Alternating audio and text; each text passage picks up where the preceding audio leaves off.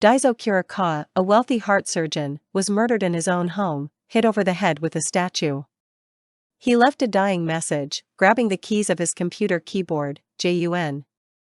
Kagoro, wrongly of course, deduces that the dying message pointed to the victim's second wife Mina, saying that Jun means June, and since June is also called Minazuki, or dry month, and Mina was born in June, he wanted to leave a hint that he was murdered by his own wife. Mina is furious. Conan hits Kagoro with his stun wristwatch and begins explaining the actual facts of the case to the police and the three suspects. The actual murderer was Manami Nagasawa, the housekeeper of the Kurikawa family. The message wasn't supposed to be Jun because the computer keyboard was set to Romaji instead of hiragana when the dying victim typed out his message. Switched to hiragana, the message reads, Manami. Conan also makes Manami show everyone a bloodstain on her sock and she confesses.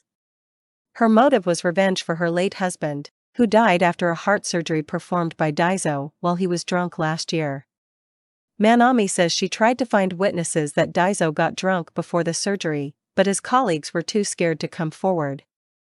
So, she decided to work for Daizo as a housekeeper and planned her revenge for this day, the first anniversary of her husband's death. Then, Conan goes to Professor Agasa's house. Conan looks through his mail and finds an unusual-looking letter addressed to Shinichi Kudo, inviting Shinichi to a party. The letter was sent by famous architect Teiji Moriya. Conan decides to call Ran using his voice-changing bowtie and tells her about the invitation, asking her to go to the party in his stead because he is too busy with his case and that Kagoro and that boy who lives with you can join her as well. Ran accepts, under the condition that Shinichi joins her for a movie the following Saturday. Conan, horrified, tries to get her to agree to a later date, but she insists it has to be on Saturday, May 3rd. She also asks Shinichi if he prefers red or blue. Conan, confused, replies red is his favorite color and says goodbye to Ran. He has no idea why Ran insists on meeting Shinichi on May 3rd. On the way home, he meets Megure, who introduces him to another constable working in his department, Ninzaburo Shiratori. At home, Ran tells Conan and Kagoro that she is going on a date with Shinichi on May 3rd.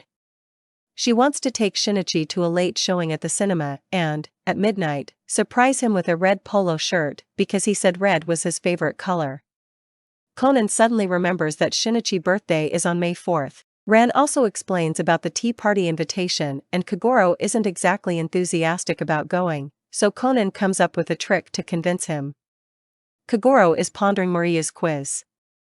On April 29th, Kagoro, Ran and Conan attend the tea party at Teiji Moriya's house and explain that Shinichi couldn't make it, but Kagoro came instead, delighting their host at having another famous detective as his guest. Moriya greets his guests and gives them a riddle, telling everyone that whoever solves it first gets a private tour of his gallery, with the photos of 14 works. Conan quickly figures it out and Moriya takes him and Ran upstairs. They chat with the famous architect and Ran says that she is going on a date with Shinichi and they will go watch a film in a building designed by Moriya. The following day, Ran goes shopping and Conan meets Professor Agasa, asking for his help because he has no idea what to do about his date with Ran. Agasa's TV is on and they watch the news. Someone stole a large quantity of octane from a plant, a gas used to make plastic explosives. Worried, Agasa switches the TV off and his phone rings suddenly. Someone using a voice-changing device asks for Shinichi, so Agasa hands his phone over. The unknown caller explains that he is the one who stole the octane and asks for Shinichi's phone number. Conan gives it to him and the man tells him go to Greenbelt Park or the kids will die. Conan hurries to Greenbelt Park and sees his friends Genta, Ayumi, and Mitsuhiko playing with a remote-controlled plane. Mitsuhiko explains to Conan that a strange man with a beard offered the plane to them. Conan has a closer look and notices that there is a bomb attached to the plane, telling Ayumi to let go of it immediately.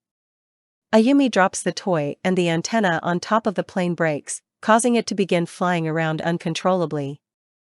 Conan uses his power-enhancing kick shoes and kicks the controller into the plane, blowing it up.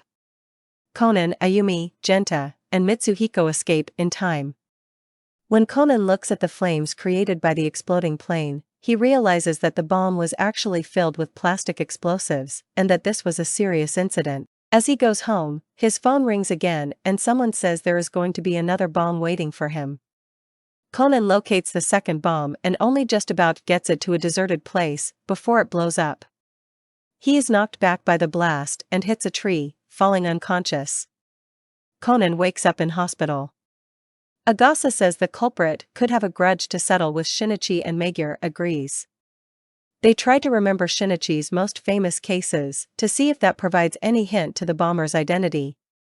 Magyar recalls a past case that was solved by Shinichi. Shinichi was called by Magyar to help investigations. Shinichi said the evidence didn't prove that Kohei was driving when the accident occurred and that he could be covering for his father, Mayor Okamoto. The evidence would support this. There has been another bomb threat, this time somehow related to the train system. The threat carried another cryptic hint, X the XX. Conan figures out the hint: the bombs are located between the rail tracks, X the XX, based on the bomber's other hints to keep the trains going above 60 km per hour and that the bombs would explode at sunset.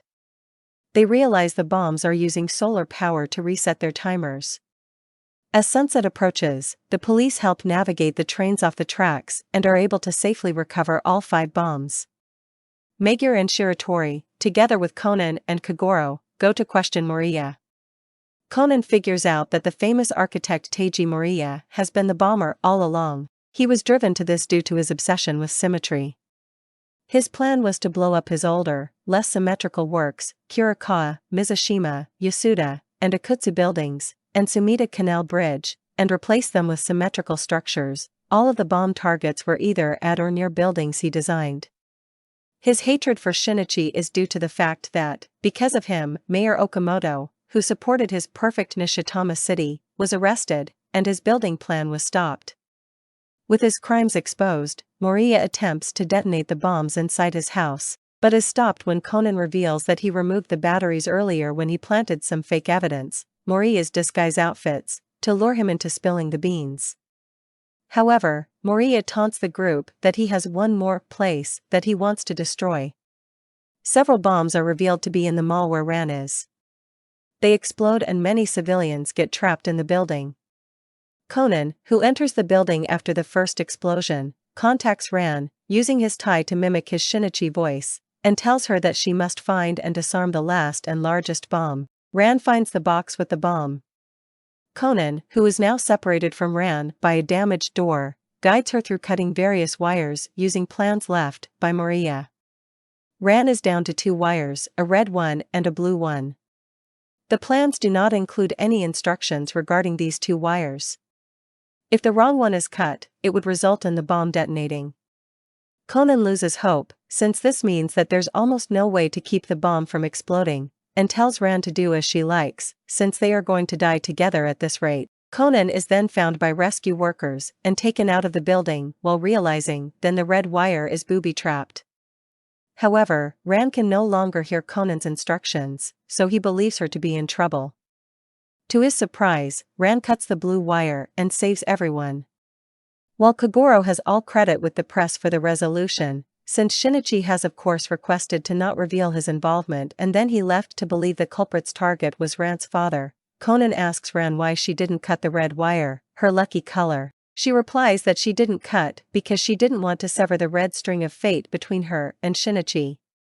The movie ends with Conan remarking that there is no red string, and mentions that it's because it's no use. As long as I'm Conan.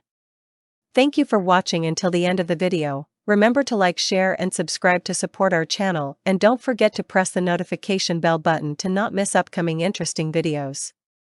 See you later.